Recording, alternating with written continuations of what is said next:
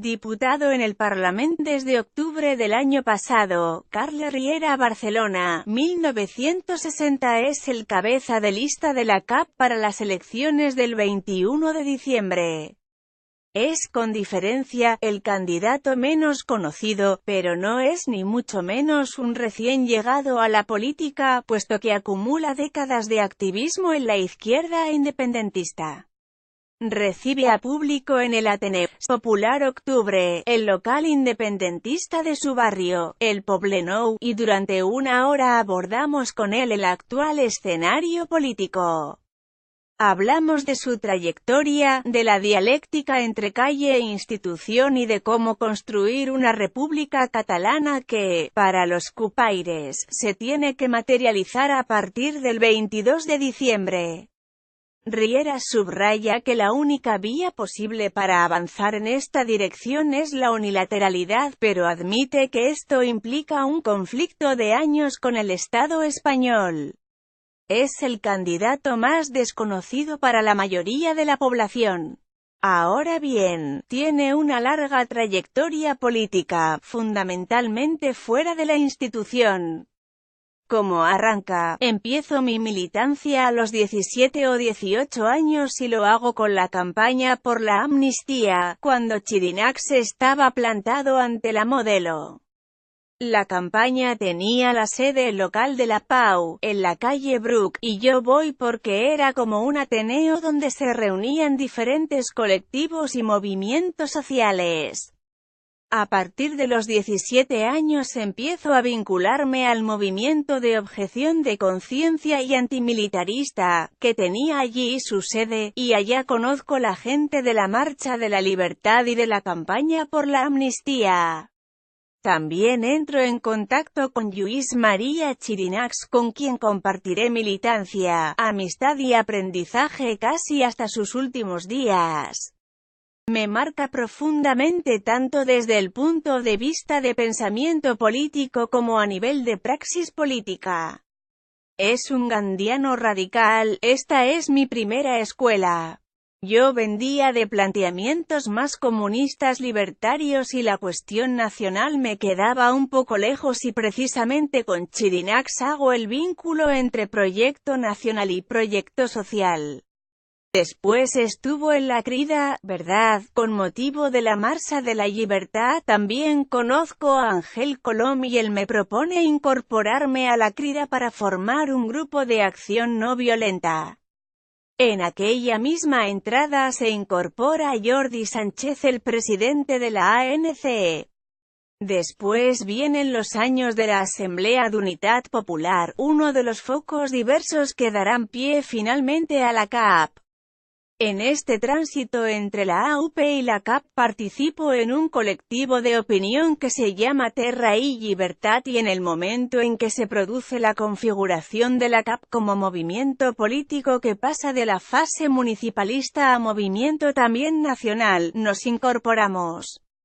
En este proceso, a la vez, la mayoría de personas vinculadas a Terra i Llibertat nos incorporamos a Endavant.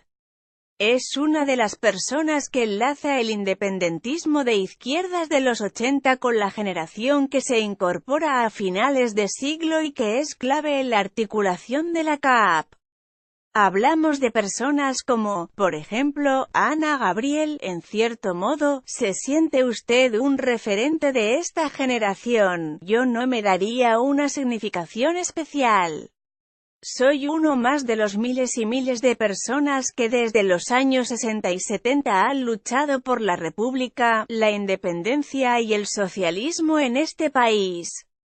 Y ahora, durante un tiempo, me toca servir al movimiento y al país estando en la lista, pero me he pasado muchos más años fuera de la acción institucional que dentro. La CAP, la izquierda independentista, tiene la virtud de hacer una muy buena articulación entre culturas y entre generaciones. Cuando se dice que nadie es imprescindible y se pueden hacer relevos con garantías, incluso en ciclos cortos, es verdad, porque afortunadamente tenemos mucha gente muy preparada de todas las edades. Soy uno más de los miles y miles de personas que desde los años 60 y 70 han luchado por la república, la independencia y el socialismo en este país. Hace un par de años publicó un artículo en el Spy Fábrica en que se mostraba crítico con la institucionalización de la CAP.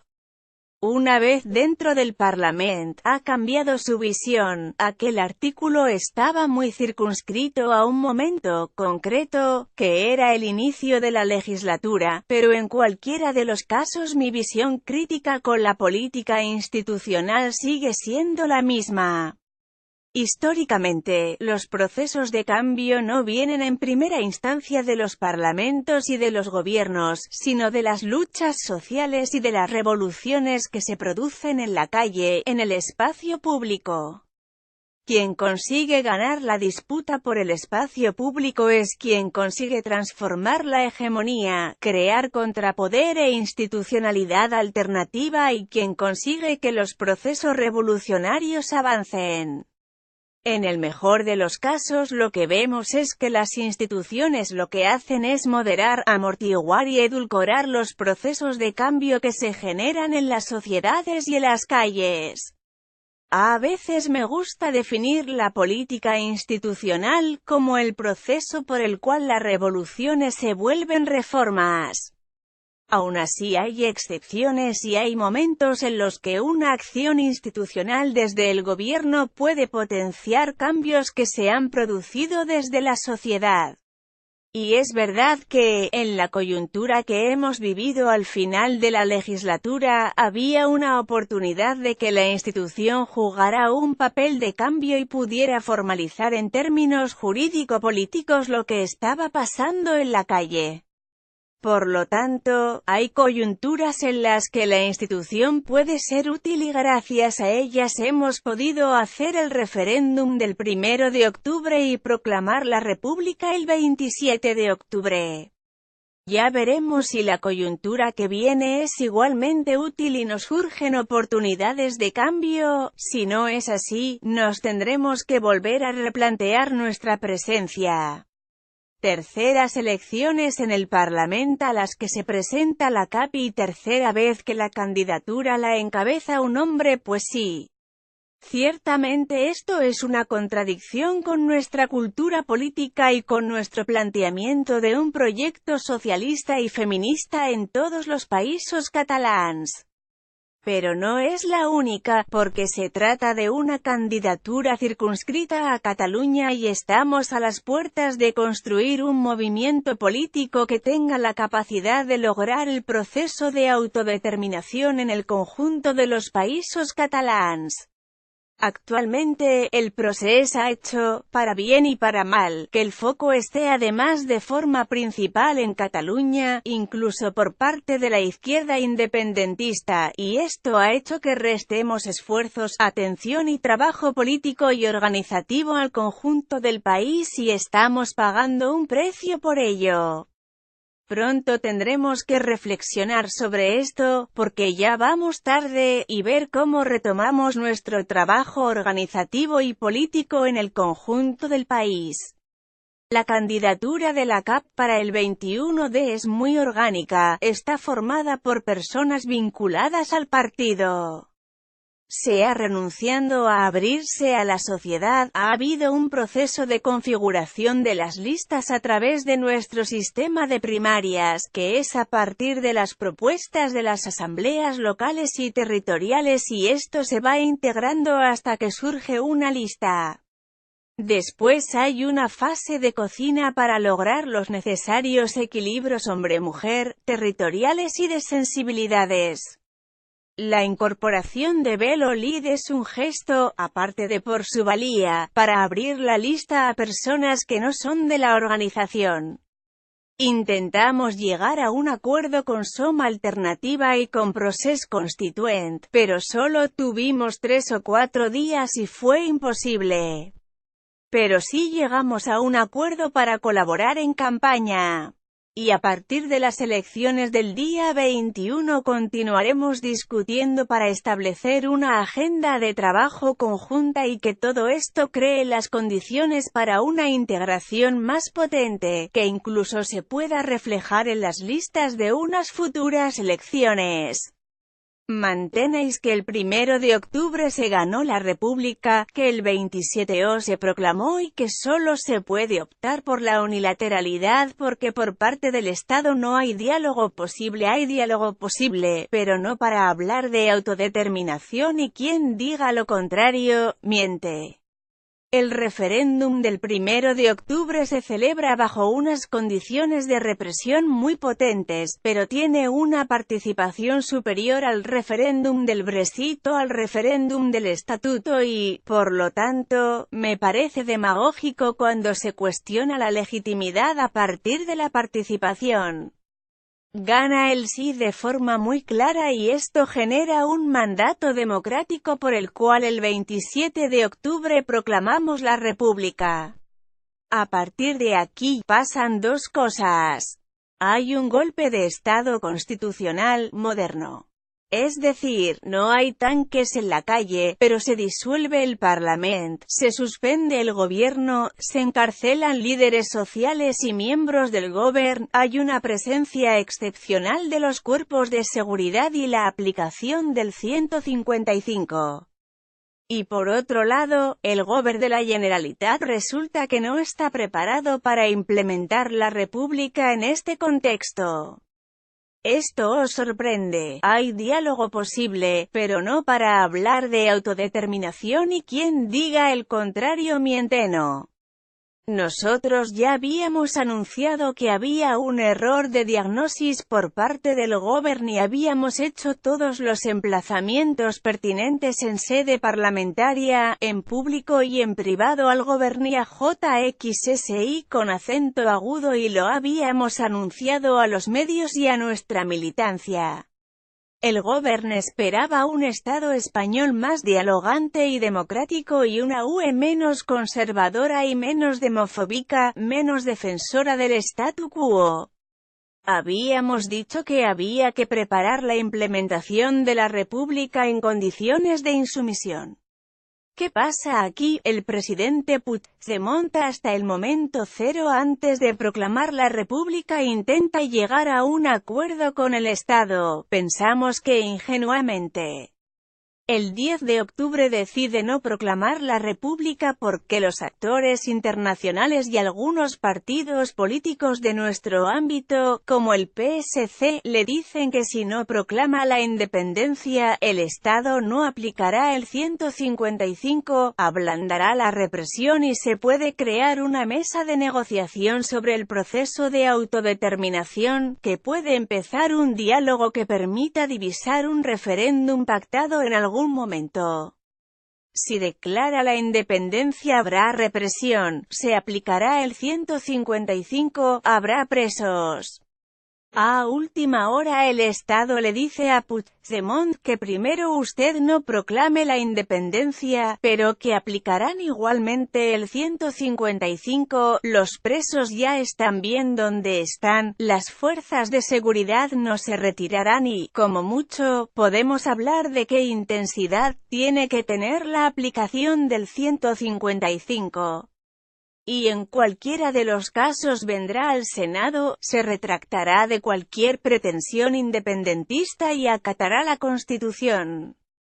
Puigdemont tenía la opción de una rendición al más puro estilo colonial e imperial u obedecer el mandato del 1 de octubre y luchar por el derecho, sabiendo que no estaba preparado para sostener la República en un contexto de violencia del Estado.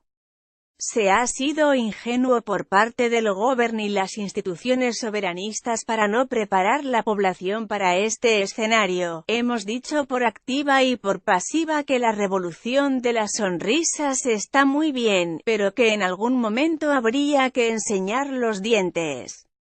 que el escenario de ir de la ley a la ley era una ficción, que nos teníamos que preparar para la desobediencia, la unilateralidad y la resistencia y que se tenía que crear un movimiento en todo el país, pero había una cierta ingenuidad.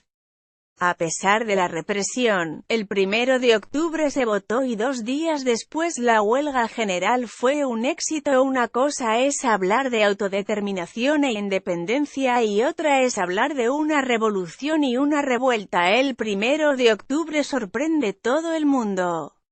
Ni JXSI con acento agudo ni las entidades soberanistas esperaban no solo la represión del Estado sino la revuelta democrática que se produce y todavía esperaban menos la huelga general del 3 de octubre, que no está liderada por CCO y UGT, sino por la gente, por los movimientos sociales.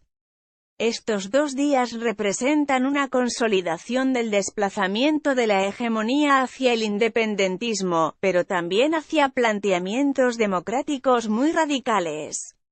Hay un desbordamiento y este es un escenario que al gobierno de JXSI con acento agudo no le gusta, porque quería un paso a la independencia no solo con sonrisas y de la ley a la ley, sino con reproducción del statu quo.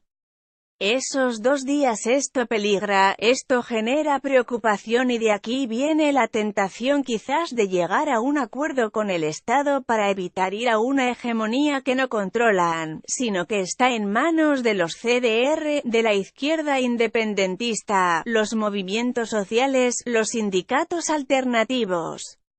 Esto genera miedo y a partir de aquí empieza la campaña política del Estado para que se vayan las empresas y todo el entorno del CAT empieza a moverse alrededor de Puigdemont para advertirle de que esto se tiene que parar. Una cosa es hablar de autodeterminación e independencia y otra es hablar de una revolución y una revuelta. También hay movimientos desde Europa. Europa también reacciona. Obviamente le preocupa que haya una carambola de procesos de independencia si triunfa el de Cataluña, pero es algo acotado y limitado. Que de golpe en un territorio europeo más de 2 millones de personas digan que si conviene no obedeceremos al Estado, no obedeceremos a la policía, no obedeceremos a los jueces y no obedeceremos las leyes si nos parece que son injustas es inadmisible para la UE. Y el Estado español se blinda. Aparecen dudas y contradicciones en el mundo de JXSI con acento agudo, pero como en el Estado español la única respuesta es la de rendición y rendición, al final se lucha por el derecho. Nosotros nos hacemos plenamente corresponsables de haber dado un empujón a un carro para ir a un camino muy difícil, pero ¿qué era primero, la estabilidad u obedecer el mandato democrático del 1 de octubre? Para nosotros no hay ninguna duda. De acuerdo, pero en el contexto actual, ¿es posible implementar la república, más allá de la apelación retórica? ¿La vía unilateral es aplicable? Con el Estado español no es posible llegar a un acuerdo en términos de autodeterminación, por lo tanto, la única vía es la unilateral y la desobediencia y abrir un proceso que puede ser difícil y largo, de unos cuantos años, de conflicto con el Estado. Hemos conseguido desplazar la hegemonía y ahora, en términos de Gramsci, viene la guerra de posiciones. Tenemos que disputar el territorio, la soberanía, tenemos que desobedecer el Estado con una mano, y con la otra crear institucionalidad republicana alternativa fuera del Parlamento y dentro del Parlamento, hacer república.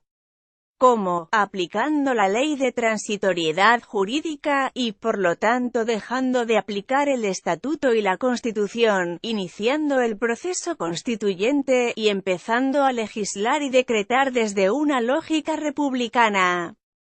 Esto quiere decir aplicar las más de 40 leyes y decretos aprobados por el Parlamento, la mayoría con una finalidad de protección social y equidad, que el Tribunal Constitucional ha suspendido a instancia del gobierno español aprobar el Plan de Choque contra la Pobreza y lo que llamamos decretos de la dignidad, es decir, una legislación republicana que nos permita crear una banca pública, nacionalizar y socializar los sectores estratégicos como el energético, desprivatizar la sanidad y la enseñanza pública, garantizando un plan de vivienda con la expropiación de los pisos vacíos de la banca. ¿Y cómo se hace posible? ¿Qué pasará si en el próximo Parlamento no hay una mayoría independentista? Esto es posible hacerlo desde un marco autonomista, como quizás se está planteando JXK, o con un aplazamiento temporal de la República y un marco autonomista a corto plazo como plantea ERC, o en un marco francamente autonomista como plantean el PSC o los comunes. Evidentemente que no, porque el régimen del 78 también está diseñado para que esto no sea así. En un contexto autonómico, toda esta legislación ha sido suspendida. Por pragmatismo la única vía posible es la unilateralidad, pero esto quiere decir conflicto abierto con el Estado y soportar y sostener represión. Por lo tanto, tenemos que tener un movimiento social bien armado, dispuesto a aguantar la movilización y la desobediencia, unos ayuntamientos dispuestos a aguantar y a hacer república y una intervención en las instituciones que articule la desobediencia y la construcción republicana. Esto puede parecer utópico, pero el 2015 parecía utópico que hiciéramos el 1 de octubre y llegáramos al 27 pero la fuerza del movimiento social y la incidencia de la CAP lo hizo posible. Si se plantea un conflicto de años, entiendo que veis básico ampliar el número de catalanes partidarios de esta república. Ahora una parte muy importante directamente la rechaza e, incluso, aplaude la aplicación del 155. ¿Cómo queréis ampliar el apoyo republicano? Para mí la base es hacer un republicanismo de orientación socialista. Creo que la sociedad catalana está más dividida y fragmentada por cuestiones de clase y de condiciones materiales de vida que no por cuestiones identitarias. Ahora obviamente, por el papel del Estado, los partidos unionistas y los medios, se ha acentuado mucho esta fractura social por una cuestión identitaria, mientras que el discurso republicano e independentista ha sido siempre el de crear un país para todo el mundo en el que el origen es irrelevante y donde se hace hincapié en el pacto alrededor del proyecto de república, no en la identidad. Un primer reto que tenemos es avanzar en materia de políticas públicas y sociales que nos permitan coser la sociedad. Y aquí también tenemos que hacer una interpelación al espacio de los comunes e incluso a un determinado entorno del PSC. ¿Cuál? Creo que haciendo políticas sociales y emplazando estos partidos en el debate y el diálogo podemos encontrar puntos en común. El 15M estábamos en la calle con los que después serían las bases de los comunes y planteábamos destituir el régimen del 78, la Tercera República y un proceso constituyente. Yo les digo que esto es posible hoy y aquí, o como mínimo estamos cerca de conseguirlo. ¿Por qué no están en ello? ¿Cuál es la razón de este aplazamiento? ¿Cuál es el proyecto alternativo? Y nos dicen que un mejor autogobierno.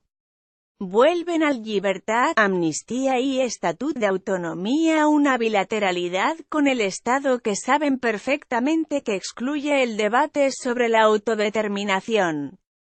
Podemos nació como espacio realmente alternativo, con capacidad destituyente y ahora vemos cómo el espacio de los comunes se encuentra en el cruce de decidir si juega un papel de la ruptura con el régimen del 78 o hace regeneracionismo.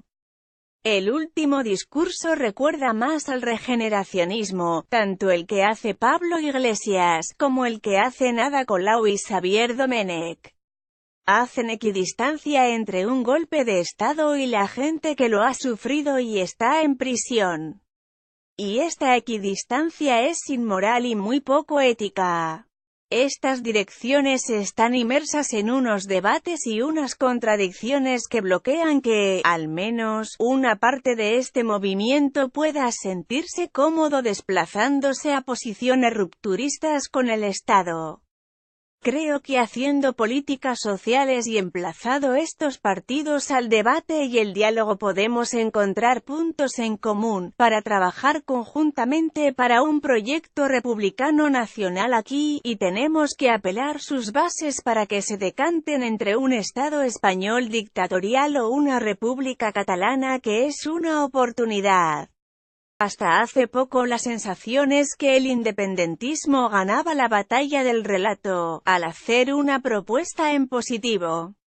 Esto ha cambiado y ahora el discurso, por la fuerza de los hechos, es más resistencialista. Es verdad que desde el independentismo intentábamos hacer un discurso y un relato y hacerlo de un país para todo el mundo, independientemente de la identidad.